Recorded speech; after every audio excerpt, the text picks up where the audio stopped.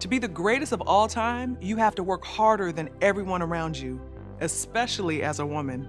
Dr. Susan Flesche Picotte of the Omaha tribe of Nebraska was the first Indigenous woman to earn a medical degree. She wasn't just a healer, she was a fighter. Dr. Picotte's legacy lives on through her great-granddaughter. I'm Susan Picotte. I'm a retired nurse, and I'm the great-granddaughter of Dr. Susan Flesche Picotte. At a young age, she sat at the bedside of a dying Omaha woman. They had called the white physician. He would not come and give her care, and that's why she wanted to go into medicine.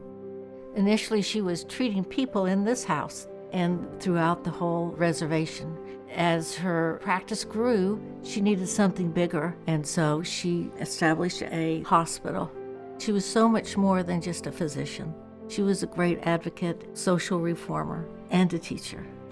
With these documents on Ancestry, I'll be able to show people her legacy and look at the nooks and crannies of her life that I didn't know about. Dr. Susan has inspired me to help others, and I'm proud to be her namesake. She was tirelessly a leader for her people, and that's what makes her the greatest of all time. Dr. Picotte is a beacon for the women in her family and women everywhere. The History Channel and Ancestry, bringing your family's story to life.